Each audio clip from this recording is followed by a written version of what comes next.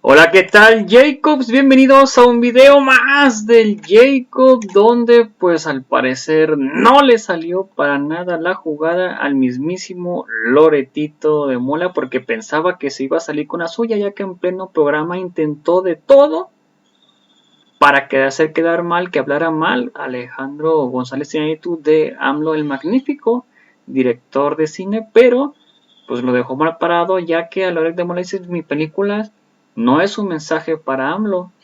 Así que pues claramente ya no cayó en la trampa y se quedó con las ganas Loretito. Increíble, pero cierto. Así que pues bueno, veamos de qué se trata y cómo estuvo, ya que esto pues no lo esperaba Loretito. Y comentamos, ¿por qué no? Ya que pues básicamente Loretito pudo haber quedado furioso. A mí en lo personal me da muchísimo gusto y muchísimo orgullo que justo en el capítulo 100 de este programa tan controversial tengamos como invitado a un mexicano que es incontrovertible. Alejandro González Iñárritu, quien está presentando su película Bardo. Alejandro, muchísimas gracias por aceptar conversar con nosotros. Muchas gracias por tenerme aquí, Carlos. Has hecho una película profundamente política. ¿Por qué? Bueno, yo creo que nunca la construí de una forma política o racionalmente política. Creo que toda película... No partidista, me refiero a política. Sí, o sea, toda película es política, en el sentido de que finalmente toda acción en un momento dado tomas una posición, un punto de vista, y entonces puede en un momento dado convertirse siempre en un tema de conversación. Esta película está construida, digamos, desde lo más íntimo y personal, pero también atiende cosas que como mexicano a todos nos han afectado, nos han construido. Estamos lidiando desde el presente, el pasado y el futuro, que nuestra imaginación nos obliga a ir hacia allá, ¿no? Entonces creo que sí, es una especie de pozole. O sea, a ver, yo estaba viendo la película y era un poco como jugar a la lotería, porque iban saliendo todas las cartas que representan ese mosaico que es México. O sea, de pronto se me antojó que es una de estas obras de arte explicativas de lo que es México, ¿no? Mucha gente cuando va a México dice, ay, ¿qué leo? ¿No? Pues bueno, léete, no sé, La ciudad más transparente de Carlos Fuentes. Creo que Bardo va a hacer esa recomendación ahora. Si quieres entender México, pasa por ahí, porque abarca todo. Bueno, yo creo que lo que trato de poner ahí, o lo que hice, o esa película la construí... todas las películas que he hecho anteriormente, de alguna forma, están hechas con los ojos abiertos, ¿no? Mis dos ojos observan, contemplan, reflexionan y yo siento cosas, y esto que observo afuera lo interiorizo, lo asimilo y luego lo manifiesto de la forma en que de alguna forma lo pienso y lo siento. Esta película no la hice con los ojos abiertos, esta película la hice con los ojos cerrados. Quiere decir que miré hacia adentro. Y ese viaje, esa introspección me llevó a lugares, digamos, extraños, incómodos, en donde traté de atender acupunturalmente, digamos, eventos o cosas personales muy íntimas. Lo que te duele. Exacto, ¿no? Desde las heridas y desde también el regocijo de cosas, ¿no? También el placer de las cosas o la alegría de las cosas, con la luz, con los grises, con los negros, digamos. Y al mismo tiempo, pues todos estos eventos que hablo de lo íntimo y lo otro, es un poco el resultado de este viaje interno que forma, digamos, mi mosaico. A ver, hay momentos en donde, y déjame tomo uno, ¿no? Porque hay muchísimos, pero uno que me hizo pensar si tú, por ejemplo, habías enfrentado ese tipo de cosas, ¿no? O sea, cuando eres este mexicano que triunfa extraordinariamente, en el caso de la película, un periodista que va a los Estados Unidos, vive en los Estados Unidos y es un fenómeno en los Estados Unidos, y regresa y se encuentra con su antiguo compañero de la televisora, y hay una especie de, pues, tú te quedaste y te vendiste, sí, pero tú te fuiste y te vendiste. ¿Dialogaste ahí contigo mismo? ¿Abriste espacio a tus críticos, a tus haters? ¿Les diste voz también?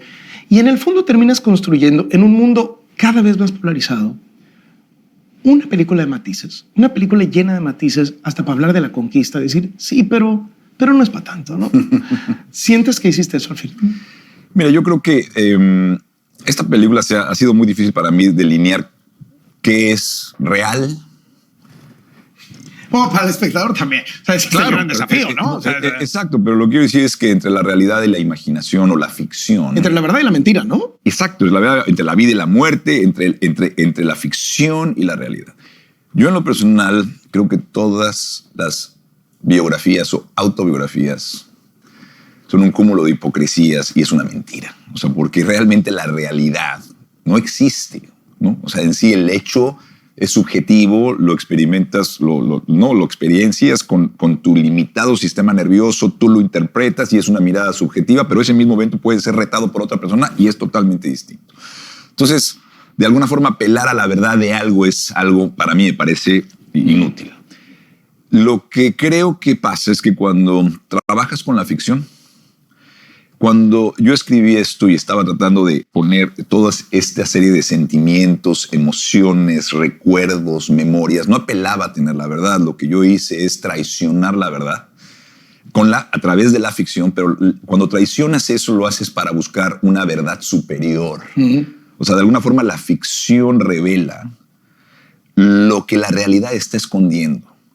Y yo creo que esta película en un momento dado no es que sea biográfica, autobiográfica. No, es una autoficción en donde utilizo un alter ego interpretado magistralmente por Daniel Jiménez Cacho. Qué pedazo de trabajo, ¿eh? Y Silverio Gama es un instrumento en donde yo, este personaje, para mí, sé quién es, sé qué es lo que piensa, pero todas estas imágenes, tanto las memorias colectivas de nuestro país, la conquista, la invasión americana, a las cosas más personales e íntimas de mi familia, eso, son, repito, esta construcción que navega entre la realidad y la ficción para poder yo entender lo que sucedió y qué pasó, pero no estoy apelando a que son hechos.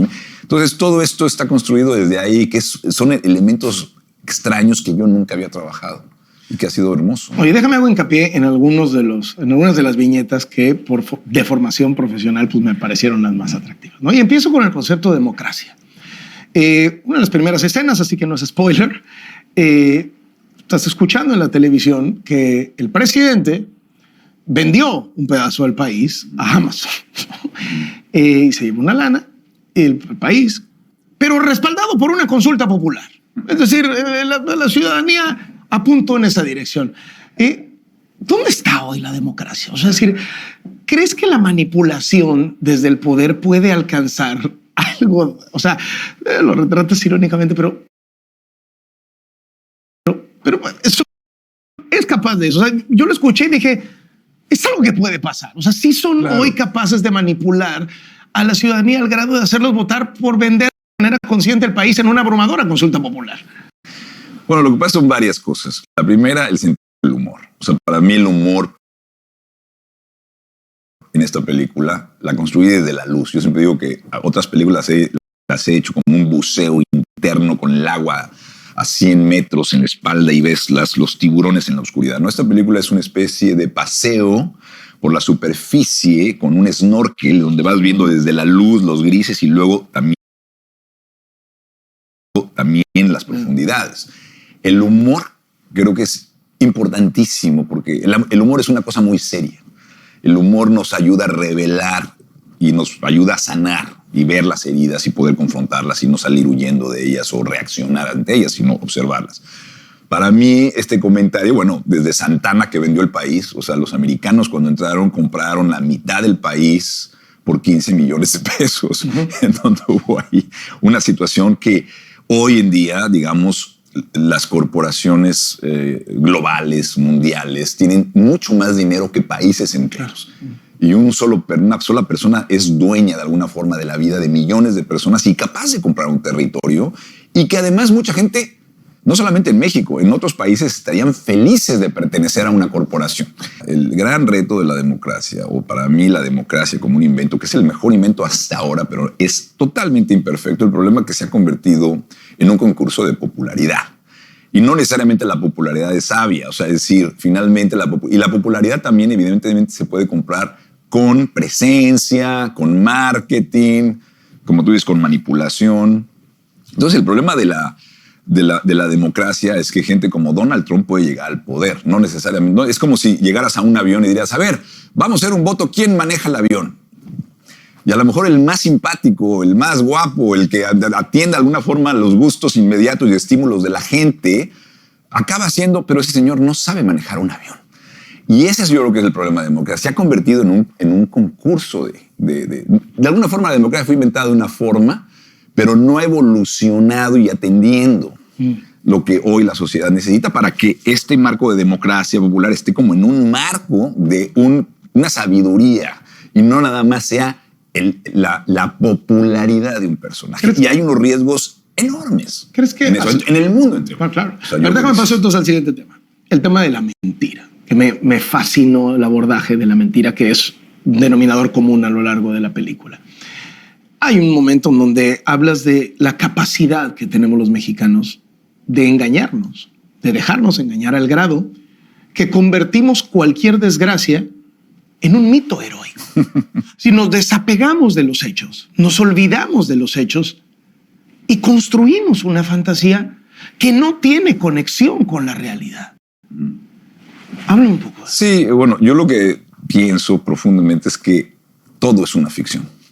Nuestras vidas son una ficción. Mi vida misma es una ficción. O sea, nuestras vidas son una serie de eventos individuales que, te digo, la percibimos y vamos hilvanando, vamos juntando todos estos y construimos una narrativa de yo soy Carlos Loret de Mola, periodista, papá, yo soy Alejandro.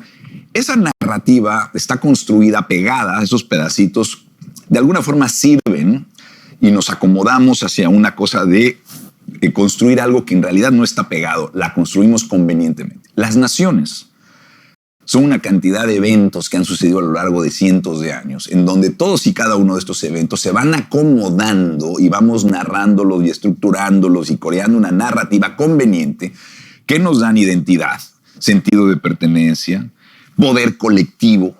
Pero si tú entras al corazón de cada una de estas, estamos construidos de mitos y mentiras y conveniencias y según tu ideología, tu fe, es diferente. No solamente en México. Todos los países del mundo están construidos con narrativas absolutamente falsas. Estados Unidos no hubo genocidio. Ellos simplemente llegaron a... O sea, sí.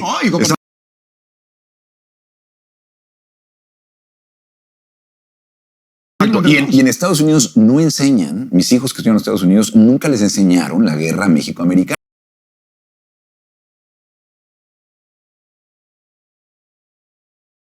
que yo le llamo invasión. O sea, lo que quiero decir es que eventos o se borran, se omiten o se construyen y es un fenómeno humano. Y en México, bueno, también sucede y hay que tomarlo con sentido del humor. Me detengo en el caso de Hernán Cortés, que es maravilloso el tratamiento que le da la cinta. Es una de mis escenas favoritas.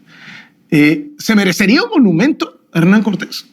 No, no creo, porque como le dice Silverio, ¿no? Usted no tiene ni una estatua ni aquí, ni en España, no lo quiere ni en un lado ni en otro. Cortés dice que a lo mejor el odio es el destino de todo gran hombre. Esa discusión de alguna forma es la suma de la eterna discusión de un lado hacia otro, que atiende, digamos, las básicas acusaciones de uno hacia el otro, en donde finalmente, otra vez, un solo evento tiene dos puntos de vista, o tres, o cuatro. O sea, para observar la realidad hay que tener un tercer ojo. O sea, tenemos que tener no dos ojos, sino tres. Y ahí es donde, de alguna forma, la realidad es mucho más misteriosa y más compleja que nada más tener un sistema binario de bueno o malo. No. O sea, traté en esa discusión de eso. El reclamo de los vencidos es válido y es cierto. Y el reclamo de los triunfadores también tiene sus razones, ¿no? Entonces, traté de poner esa conversación y cerrarlo con un gran sentido. Sí, porque no hay salida. No hay salida. Es una herida abierta de un país mestizo, complejo. No nos entendemos todavía. Como lo dijo Octavio Paz en El laberinto de la soledad, que es el más alta reflexión jamás hecha para un país latinoamericano de nuestra historia. O sea, no hay respuesta aún. Déjame, voy a otro tópico. El tema del conspiracionismo. Y hay momentos en donde a tu personaje, digamos, procesan esta idea de que si tú criticas lo que está pasando en tu país, entonces está sirviendo algún interés oscuro. Y déjame que esta sea la puerta para hablar de uno de los temas que está ahí, que son sacudidores, que es el tema de la libertad de expresión. Pero ¿qué te ha pasado esto? O sea, que cuando tú señalas lo que sucede en México, y lo has señalado en sexenios anteriores incluso, etcétera, entonces te dicen, claro, es que ya estás en Estados Unidos, estás sirviendo a Hollywood, no sé, a los grandes corporativos, no sé si te digan algo así. Evidentemente, pues sí, cuando sales, yo he tenido llevamos 21 años fuera. Creo que de alguna forma es una relación difícil. Cuando sales tienes la posibilidad de separarte de los hechos, de la emoción, y tienes una perspectiva distinta. Hay una mayor claridad quizá y una distancia que tiene sus ventajas y sus desventajas, ¿no? También en un momento dado. Y yo entiendo perfectamente, a mí lo que me pasa, que es lo que pasa en la película, una escena, que es lo que la esposa Lucía le dice a Silverio. O sea, si un americano critica a México, le cortas la cabeza, ¿no? O sea, yo no soporto que alguien hable mal de México en el extranjero. Lo defiendo como si fuese niño héroe. Yo siempre digo, no hay más mexicano que el mexicano que se va fuera de México. ¿Por qué? Porque las ausencias se te acumulan, la presencia del país se te hace presente y extrañas todos los días. Eso, la melancolía, la nostalgia de esto. El humor es el remedio, yo lo traté de llevar por ahí. Pero sí podemos cortar de la cabeza a quien hable mal de México. Pero si alguien en un momento dado empieza a elogiar a México, también le puedes dar una cátedra de por qué México está mal y todas las deficiencias y todas nuestras deudas, ¿no? Porque somos capaces del análisis. Pero hay un costo del ejercicio de esa crítica. Pues eso también lo refleja la película. Un costo de dudar de tu legitimidad, de dudar de tu voz, de qué intereses animan esa voz crítica. No en mi caso. En realidad, digo, a lo mejor tú como periodista tienes un poco más esa situación. Yo la verdad es que más bien... Lo pienso por el personaje, ¿no? El personaje, sí, pero mis análisis... Sí, exacto, porque el personaje se encuentra con otro periodista que tiene esta visión totalmente pegada a un nacionalismo, a una serie de obstinaciones. Se ha tragado y creído todas las narrativas sin cuestionarlas, ¿no? Por sus conveniencias personales, económicas, ideológicas. Y el otro le dice, sepárate un poquito y ve la realidad un poco más amplia. Y yo creo que el gran reto de la vida, de todos nosotros, es que la realidad se puede observar y pueden 2, 3 o 7 realidades coexistir al mismo tiempo. Si al final no tenemos hoy un menú para escoger nuestra verdad favorita. Y entonces, en el público, en estos dos periodistas, uno más crítico al gobierno, otro más pro gobierno, pues al final habrá en sus imaginarios televidentes o lectores quien escoja eso y lo asuma como verdad y diga, este sí dice la verdad, y también los del otro. O sea, no al final tenemos ya un buffet de verdades para que nosotros pasemos y nos servamos la verdad que nos resulte más cómoda, más rica, más... Totalmente, o sea, totalmente. Yo creo que hoy, digamos, yo tengo una reflexión que te la comparto. O sea, yo creo que de la democracia, o sea, de los griegos y de los inventos, digamos, y la filosofía profunda de los griegos que inventaron la democracia y una civilización tan extraordinariamente exquisita y sofisticada que fueron los griegos, en solo 1000 años, fuimos a la Edad Media, a la Edad de la Oscuridad. ¿Cómo sucedió eso? ¿Cómo la humanidad fue de ahí a la Edad Media?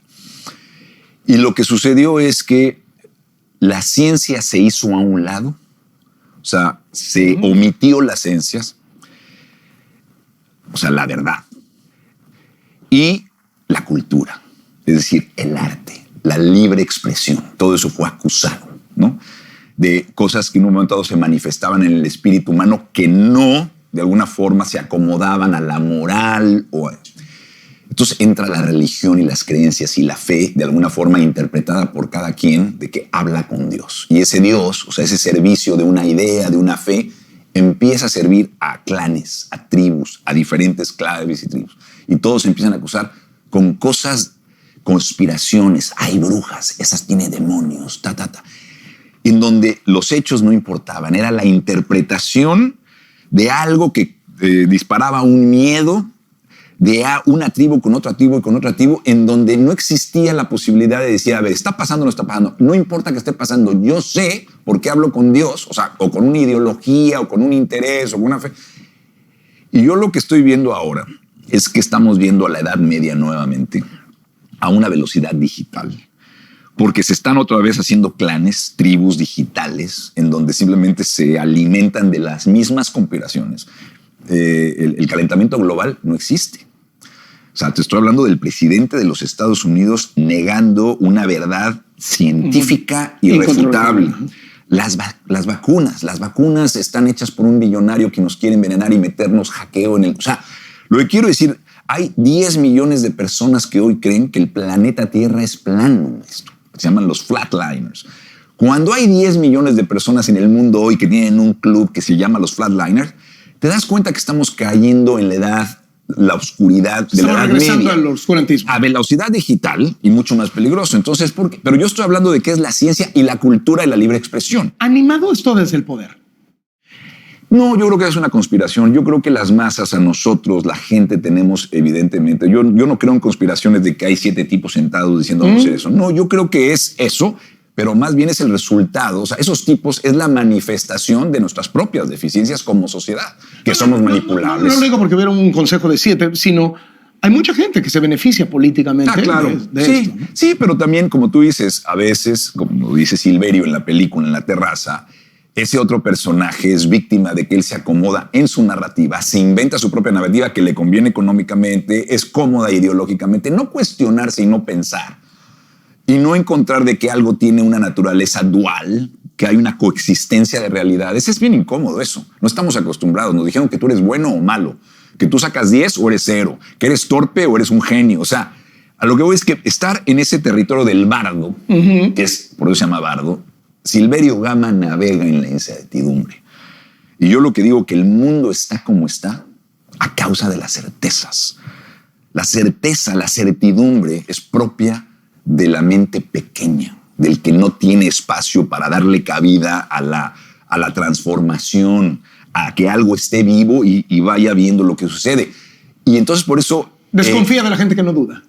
Sí, claro, es que lo que pasa es que el dogma, algo que es como es, y yo digo que es así y así será, eso mata a cualquier cosa porque el mundo es impermanente, la transformación de todo es constante y no abrir espacio a ese cuestionamiento, a ese crecimiento, que es la ciencia, que es el arte, ese tipo de ideología política, religiosa, se manifiesta a través de esa certidumbre, esa obstinación y el yo tener la razón y jamás. Eso es absolutamente lo que reduce al mundo a la gente con una mentalidad de este tamaño que creen que están en lo correcto. Y eso es lo que está sucediendo. Hay una fricción. No hay espacio para la realidad que es transformativa todo el tiempo. Oye, ¿le fuiste a echar a las puertas de Palacio Nacional los desaparecidos tirados ahí en la calle de Madero? Esta película yo quiero hacer hincapié que parte y nace de lo emocional. Yo creo que independientemente que seas republicano, demócrata o del PRI, del PAN o de Morena. O sea, yo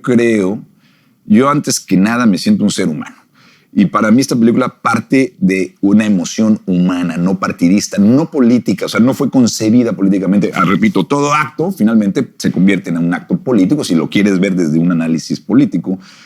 Pero para mí esto nace de una profunda tristeza, ansiedad, incertidumbre, miedo, de que haya más de 120,000 o 30,000 desaparecidos en plena democracia en un país como México y que se ha normalizado, o sea, que no hay un gran escándalo y sobre todo una cruzada para llegar al fondo de el origen, la causa de esto, o sea, que no sea como una prioridad del día a día todos los días. No solamente del gobierno, sino de la sociedad, de los empresarios, de todos. O sea, es decir, es una tarea de todos. Somos nosotros los que estamos desapareciendo, seres humanos. Esto no es un apuntamiento en este momento, es que esto viene pasando desde hace mucho tiempo. Y que hayamos normalizado eso es lo que es algo increíble. A mí me parece aterrador. Echaste los cadáveres en la calle de Madero. Ese me pareció un mensaje poderosísimo. Porque yo sí lo interpreté. O sea, no lo interpreté como que se lo estuviera diciendo a López Obrador que vive a una cuadra. Se lo estás diciendo. Al poder. Es el Zócalo. Estás a una cuadra del Zócalo. Es el centro del poder en México. Son los poderes. La iglesia.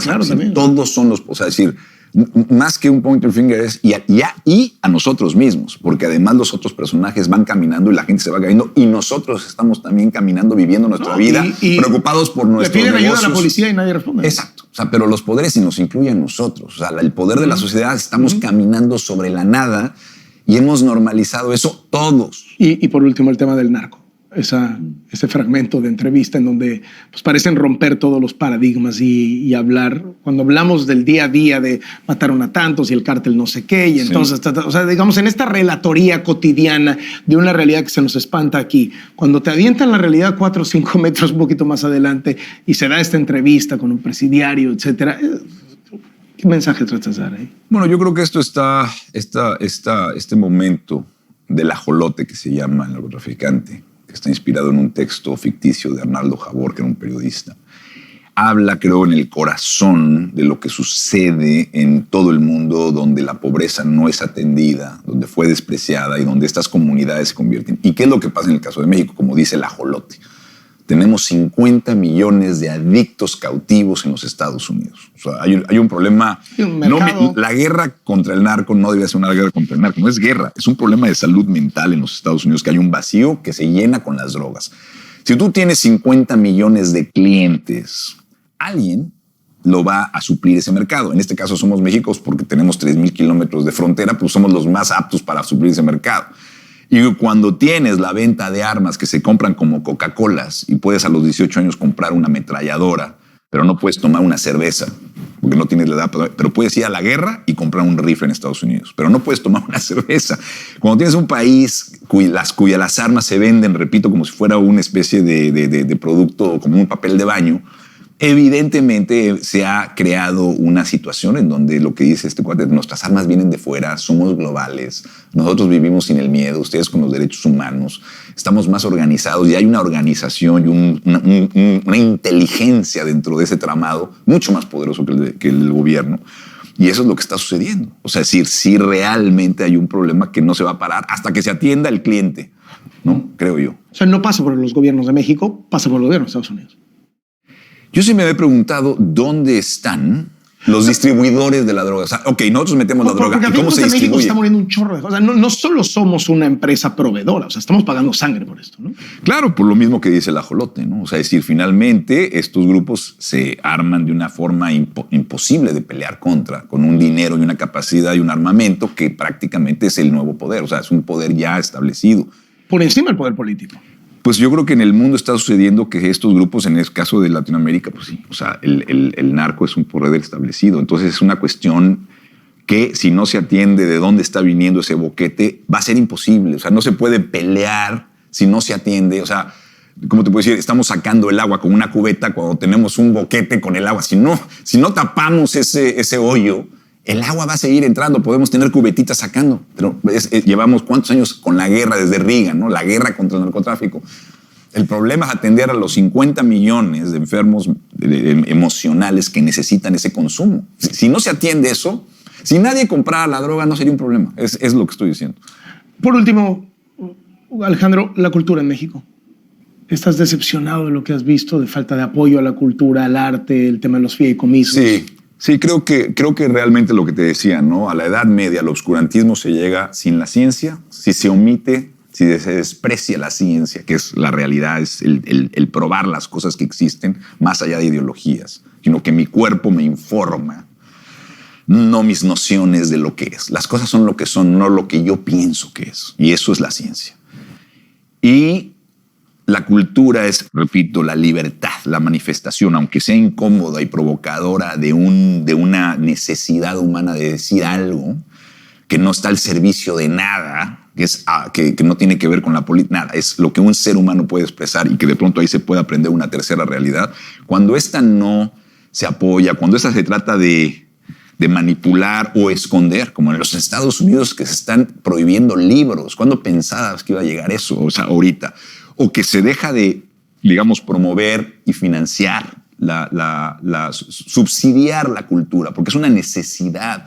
La comida es muy importante, evidentemente la educación, todo eso, todo es muy importante, sobre todo en la pobreza.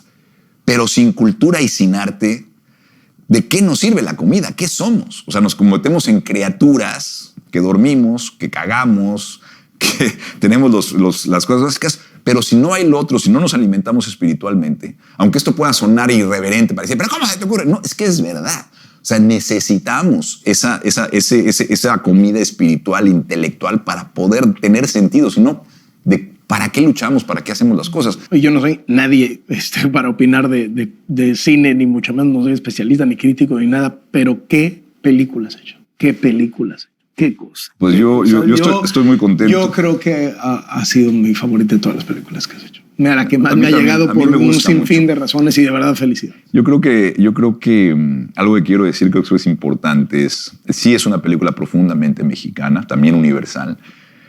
Creo que es una película que le metí todo mi corazón, todo mi humor. Creo que la gente se va a reír mucho. Creo que la gente, es una película que digo, no hay nada que entender. Hay mucho que sentir, hay mucho de qué reírse, hay mucho de qué navegar, de mucha conversación, de lo que nos retrata. Creo que es una película que a todos los que hemos salido de nuestro país, todos los inmigrantes y paisanos y latinoamericanos que están en los Estados Unidos viviendo esta realidad de dislocación, de identidad fracturada, de que, ahora sí como decía Alberto Cortés, no soy de aquí ni soy de allá, y cuando quieres regresar ya no puedes regresar aunque quieras. Esto que compartimos los que hemos salido, no importa si eres exitoso o no tan exitoso, si eres privilegiado o no. Ese sentimiento, yo cuando platico con todos los paisanos en Los Ángeles, nos unimos porque ese sentimiento de extrañar México, y esta película está hecha para ellos. O sea, esta película está hecha para... Yo comparto desde mi experiencia personal algo que sé que es universal, de que todos los inmigrantes compartimos, y tener un poquito esas 2 horas de olvidarnos, de reírnos. Está filmada en 65 milímetros, nos tardamos 1 año en diseñar el audio. Se va a estrenar en 500 cines en México, en IMAX, por 7 semanas, siendo una película de Netflix. Creo que esto es algo que me siento muy orgulloso. Se está rompiendo un modelo de negocio corporativo mundial con una película mexicana que es para los cines. Y ojalá, y en Estados Unidos, en México se estrena el 27 de octubre, en Estados Unidos el 4 de noviembre, en las salas, en Nueva York y en Los Ángeles, y luego va a ir creciendo, y ojalá que la gente se atreva a eso, a olvidarse y a hacer una experiencia inmersiva en el cine cuando se estrene. Es lo que más me ilusiona, compartir esto con el público, que no se ha hecho todavía. Entonces, a ver qué sucede, a ver qué catarsis sucede. Alejandro, muchas gracias por esta conversación. Muchas gracias a ti. Enhorabuena, un gusto. Bueno, pues ahí está Loretito, donde pues prácticamente no le salió la jugada, ya que por más que quería tergiversar la conversación, llevarla hacia un lado, hacia el otro, y un lado y hacia el otro, para ir en contra de nuestro presidente Andrés Manuel López Obrador, y es que tu película es política, y es que esto, y es que el otro, pues prácticamente, pues no. Al parecer, González Iñárritu no cayó en su trampa, ni esta película pues no es un mensaje para no es partidista, no es para el PAN, no es para Morena, no es para el PRI, y prácticamente otra entrevista que pues no le sale al parecer a Loretito, y me imagino que debe haber quedado furioso, ya que pues él esperaba todo lo contrario, ¿no? Que González Iñárritu le diera con todo a nuestro presidente, porque pues como quitó pues el apoyo al arte y el cine, pues pensó que se iba a ir sobre desde ahí, y nuestro presidente, y esto y lo otro, así asado, y al parecer no fue por ahí, no se fue por ahí, a pesar de que pues Loretito, por más que lo intentó, en absolutamente no pudo. Así que no sé ustedes qué opinan al respecto de esto. Si antes de mencionar, si me pueden apoyar con estrellas que no afecten su economía, sería completamente fantástico. Compartir estas estrellas color dorado, de una presencia de 99 hasta 530 estrellas, con estos 3 puntos color morado. Si quieres colaborar por solo 99 pesos mensuales, puedes cancelar cuando quieras en apoyo al canal. Te lo agradecería muchísimo. En caso de que no, se me puedes apoyar en la página, con el video, comentario, compartir, para que muchas más personas nos ven. Sería completamente fantástico. Isabel OEG, saludos. José Javier Aguilar Nava, Loreta de Loret. Jajaja, Loreta es demasiado endejo para poder atender el significado de la real trampa del fin de González Iñárritu, consecuentemente de acuerdo. Y Juan Librado Vega, saludos a toda la audiencia, gracias por el video. Recuerden apoyarme con el like en la página, en el video, comentarlo, compartirlo para que más personas vean. Nos vemos hasta la próxima, el siguiente video. Hasta la próxima, bye, suscríbanse.